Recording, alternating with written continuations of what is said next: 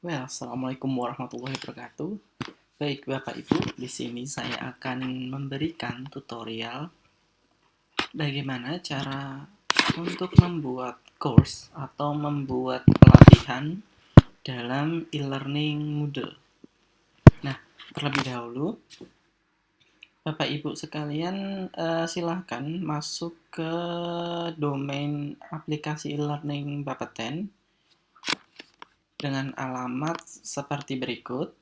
Nah, setelah Bapak Ibu mengeklik domain tersebut, maka akan muncul tampilan seperti berikut. Nah, untuk membuat course atau pelatihan, Bapak Ibu terlebih dahulu login melalui akun Bapak Ibu sekalian. Nah, namun untuk membuat course atau pelatihan itu harus menggunakan user level admin. Nah, terlebih dahulu login, isi username dan password, kemudian klik masuk.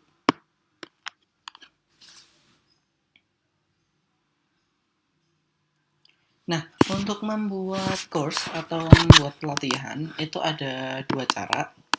Yang pertama itu diklik bagian pojok kiri atas seperti ini. Nah, kemudian masuk site administration. Atau Bapak Ibu sekalian bisa masuk melalui pop-up di bagian bawah halaman. Nah, untuk membuat course atau pelatihan terlebih dahulu tentukan kategori course kategori course atau pelatihannya. Apakah itu pelatihan swakelola, diklat PNBP, diklat kerjasama, general, diseminasi, atau international training atau workshop. Nah, untuk sebagai contoh, mungkin kita buat diklat dengan kategori swakelola terlebih dahulu. Nah, kemudian setelah diklik akan muncul seperti ini. Nah, untuk membuat course atau membuat pelatihan, silahkan diklik add a new course.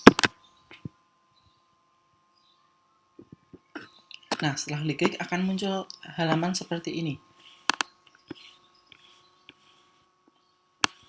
Nah, maka setelah muncul seperti ini harus diisi semuanya. Baik itu course full name, misalnya course full name itu adalah contoh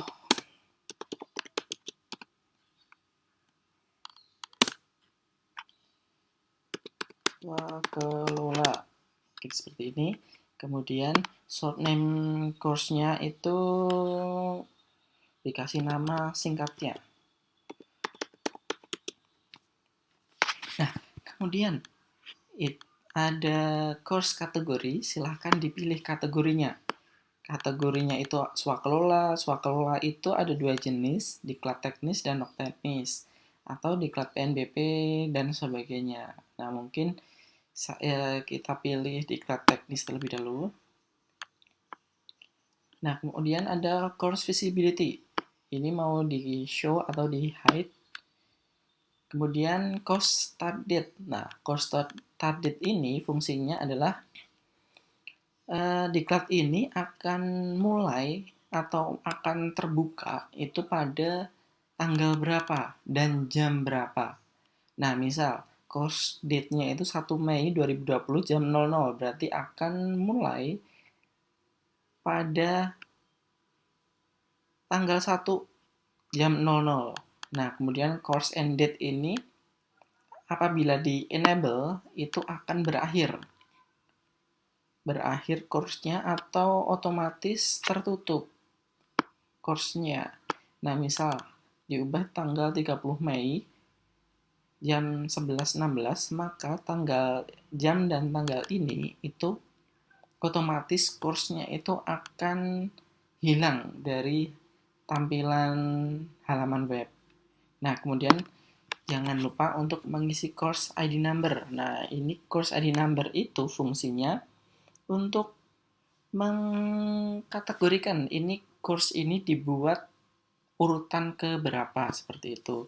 Contohnya swakelola ditulis SWA 1 seperti itu. Kemudian course summary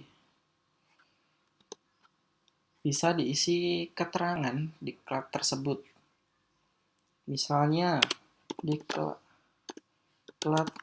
ini bertujuan titik. Nah, mungkin Bapak Ibu bisa mengisinya dalam sebagai latar belakang diklat atau tujuan diklat atau indikator pelatihan. Nah, di sini juga Bapak Ibu bisa memberikan gambar, video atau suara, bahkan video untuk menambah deskripsi tersebut. Kemudian course summary file. Nah, course summary file ini berisi gambar diklat tersebut. Kemudian course format. Nah, course format di sini itu menentukan format dari pelatihan tersebut. Nah, format di sini ada beberapa jenis. Yang pertama itu ada bold format, grid format, Mansory, mind map, multi-topic, collapse topic, dan sebagainya. Nah, format pelatihan di sini itu bergantung dari tujuan diklat tersebut. Misal, diklatnya itu banyak dan memerlukan beberapa hari, nah mungkin bisa menggunakan collapse topic. Namun, jika diklatnya itu hanya sedikit dan hanya beberapa mata diklat, mungkin bisa menggunakan tails format.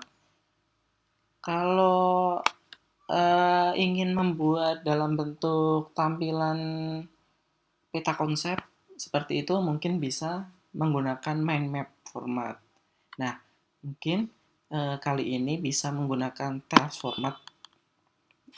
Nah, nanti tampilannya akan seperti terkotak-kotak seperti itu. Nah, kemudian diisi number of section-nya bisa dipilih bergantung dari jumlah mata diklat yang digunakan. Kemudian pilih icon. Icon di sini ikonnya cukup banyak.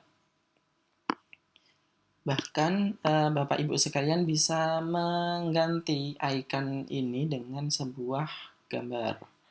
Kemudian pilih warnanya. Kemudian ada progress each style. Ini bisa dipilih show as fraction atau show as percent. Nah, jadi nanti jika peserta itu sudah melihat atau melihat aktivitas atau belajar di mata diklat tersebut, itu nanti akan muncul progres dari peserta tersebut. Itu berupa persentase seperti ini atau fraction. Nah, mungkin bisa diklik persentasenya. Kemudian use subtitles in top a section. Bisa diklik atau tidak, terserah. Nah, kemudian di sini ada pop-up appearance. Ini Bapak Ibu boleh mengubah, boleh tidak. Kemudian file upload. Nah, file upload di sini itu maksimal file upload-nya. Misalnya mata diklat A itu membutuhkan file itu lebih dari 50 mega. Nah, maka jika limitnya itu 50 mega tidak bisa terupload. Jadi harus dikompres terlebih dahulu. Mungkin lebih baik diklik yang paling atas biar upload filenya itu lebih besar. Kemudian ada completion tracking. Nah, completion trackingnya bisa diklik yes. Grupnya bisa boleh diedit atau enggak, terserah. Nah, kemudian pesan. Nah, pesan untuk manager, course creator, teacher, non-editing teacher, ini diberikan pesan untuk masing-masing user level. Kemudian ada tag, ini Bapak Ibu boleh ubah atau enggak, terserah. Setelah semua terset, nah selanjutnya yaitu adalah di save. Save di sini ada dua opsi, ada save and return atau save and display. Sama-sama fungsinya sama-sama untuk menyimpan, namun setelah disimpan akan kembali atau akan ditampilkan course tersebut. Nah, mungkin saya akan pilih save and display. Dibuat, pelatihannya akan muncul seperti berikut Bapak Ibu sekalian. Nah, begitulah cara untuk membuat course atau membuat pelatihan dalam e-learning Moodle.